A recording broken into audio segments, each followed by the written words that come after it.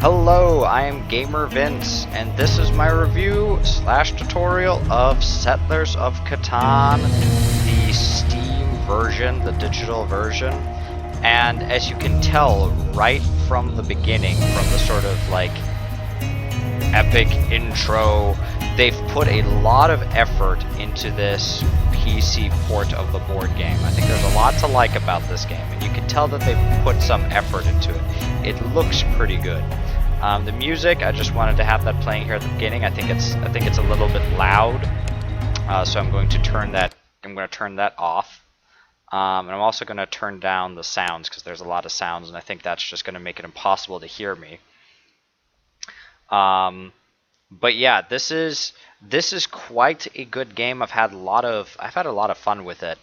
If you enjoy Settlers of Catan, what is really nice about this game is that it adds more on top of that. Just having a bit of lag here. Yeah, it adds a lot of stuff on top of that. It's got Seafarers and Cities and Knights, C and K, Cities and Knights, and it's got these various different scenarios and maps you can do, like that actually add elements that aren't part of the normal game. It goes beyond just regular Settlers of Catan. So if you're a fan of the board game, there's actually reasons to get this game, to get the online game, beyond just playing playing Catan on a computer. So that is really nice. There's like a lot of different kinds of things that you can do. I'm just going to be doing like the very, very basic one, the first island, which, that's sort of like, I believe that is like the basic learn how to play one, just to show you the game. But there's a lot of different scenarios. Scenarios like the ones you see up here, which are like sort of their own thing. And then you can do everything from like basic scenarios where it's like ore for wool, where basically you've got plenty of ore but not enough wool, to like a harbor master variant where it's kind of like longest road and largest army, where you can become harbor master for a couple of extra points, to like ones with ships where you can head to islands, one with unexplored tiles where you can essentially find treasure, to all kinds of things. And on top of that, as if these scenarios wasn't enough, there's also a campaign mode for Seafarers and Cities and Knights, where it just kind of takes you through. I mean, all it really is the scenarios that you can play, but kind of joined together with like little I wouldn't even call it a story, but like little cinematics, which are kind of poorly acted and maybe not the best done, but they're kind of quaint. Actually, let me show you one of them. Like you pick an avatar, that's fine, and then you go on, and the game is going to like have you be. Oh, that's Candemir. This isn't actually my character. But, like, basically these characters, and it is fully voice acted. I turned the sound off so you can't hear it. But it is fully voice acted, and they'll be talking to each other. And, yeah, this is actually kind of creepy. This guy's name is Vincent. And, he's like a merchant. But in any case, you have, like, these characters talk to each other, and it's just like, oh, yes, we're doing good business here, and but we need more ore or something, and then you'll play a scenario about where there isn't a whole lot of ore, and you have to maybe get some ports to get in ore or something like that. And some of the scenarios can be quite interesting. They go beyond just scarce resource. They go into like, hey, we're pirating, and we're going to find treasure on the open seas, and you're going to get like a bunch of extra cards. That's like one in Seafarers. I haven't played the Cities and Knights one, so yeah, I'll just skip forward. Yeah, start scenario, because we're going to quit out of the scenario pretty much right away. Actually, why quit out of the scenario? I could just show you the game right here. So this is what the game looks like sort of normally. This is how you can look at the game. You can like, drag it. I'm left clicking on my mouse to sort of drag the map around here, and you can have like this. You have this nice fully 3D map, and I really like that. That, by the way, is the robber. This is not how I imagined the robber. This looks like a French bakery chef to me, But that's what the robber is in the desert. But the game looks very nice. Like, I've reviewed now a couple of board games, and mostly what they do with these board games is they literally take like a picture of the board game and just replicate it, in the game. But here, like, this looks like fields with sheep on them, and like there's a little babbling brook going through the forest here, and you've got a mine in the mountain, and the grain actually there's a granary. Like, there's all these nice little details in the map, so it is actually very pleasing to look at. Now, it can get a little bit confusing if you're looking at the map sort of like this. You can kind of get lost. It's kind of difficult to tell, but there's a road here and a settlement. So in this kind of view, you can maybe get lost a little bit in the detail of the landscape, especially like since one of the chosen colors is green. So the fact that this is on a pasture and a lumber resource, yeah, it kind of gets lost. So that's a little bit of a downside, but to be perfectly honest, not really that bad of one. The game is too pretty for its own good. And just in case it really is a deal breaker for you, and all you really want is you want it to look exactly like your home game of Catan, that's what this button is for, and you can make it look like your home game of Catan. Like, it just looks exactly like you'll find in the box, with like the little houses and the roads look just like that. So yeah, you can have it look like this, and I don't particularly like this view, but I'm really glad they added it. And sometimes it's worth it just to look at this view, to just to make sure you're not missing anything. So I'm really glad that they have both options available, and I think that's a nice touch. And there's just a lot of relatively high production values within this game. Like, there are different types of AI opponents you can face. Like, this is Vincent and Candemir.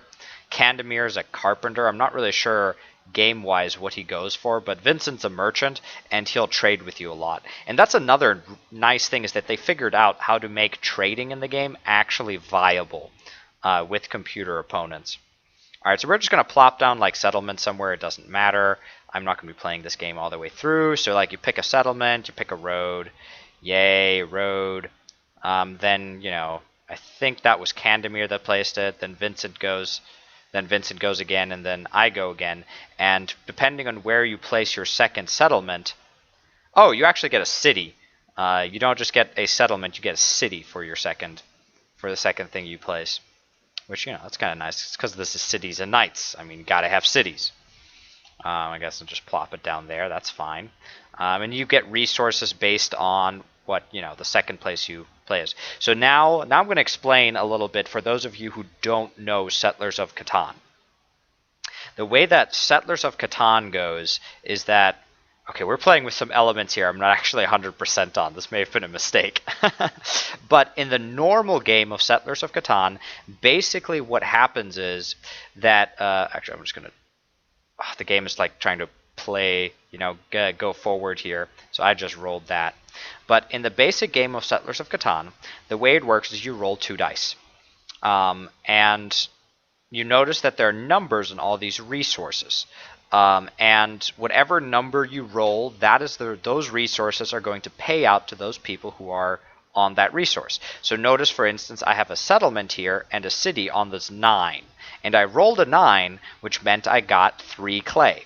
I got 2 for the city and 1 for the settlement. Cities are literally just like double settlements. That's kind of their thing. Yeah, I just kind of noticed that these smokestacks seem to be frozen in time. Smoke's not going anywhere.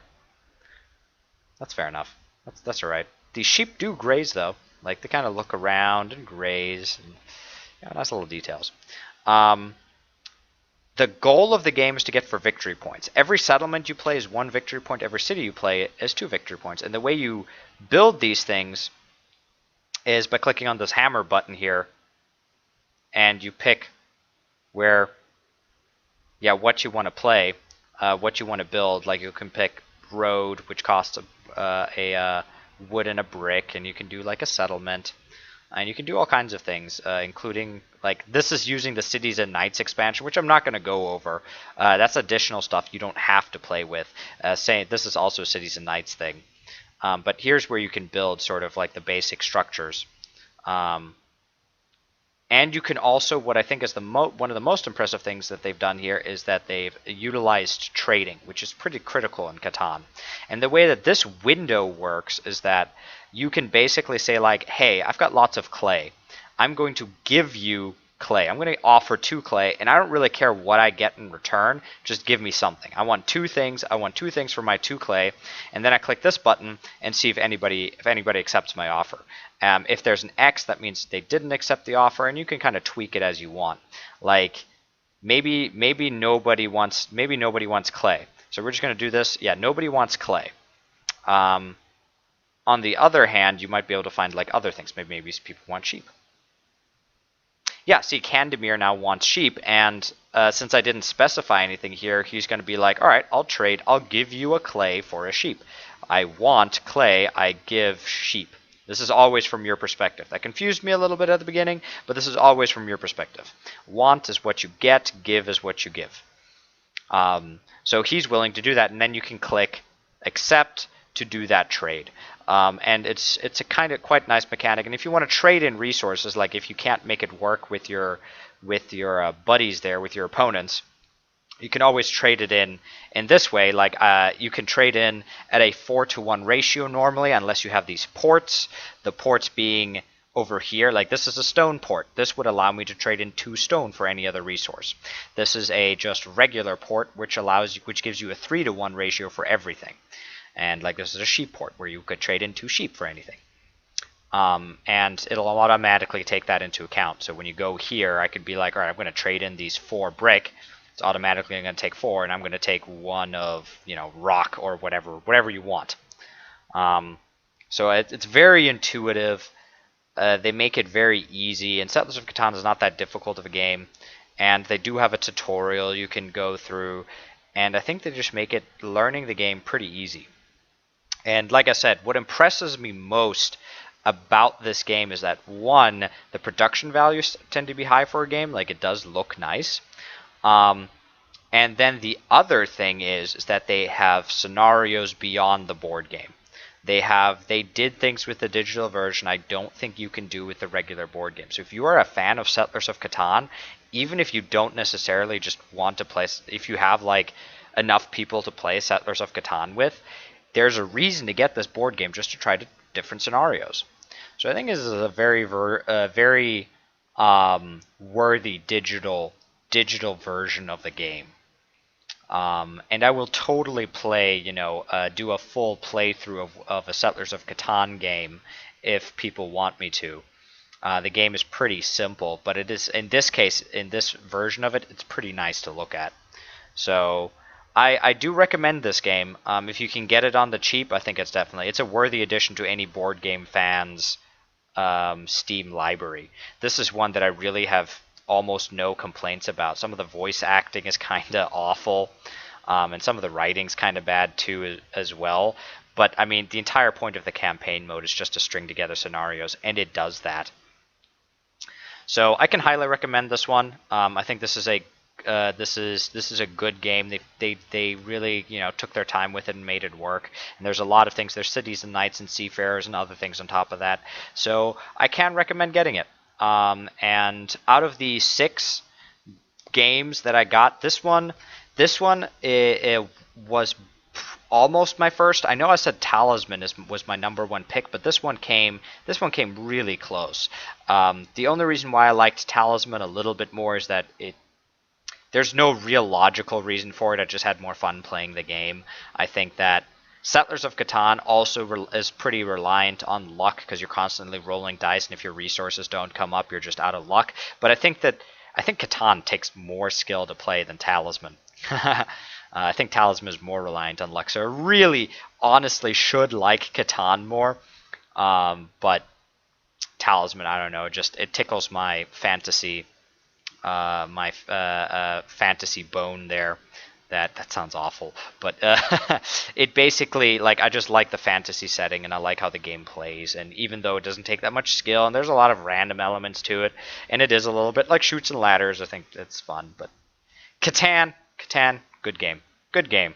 And I hope you enjoyed this review, and I hope you learned a little bit about how to play this game. And I will see you next time for more reviews of these board games.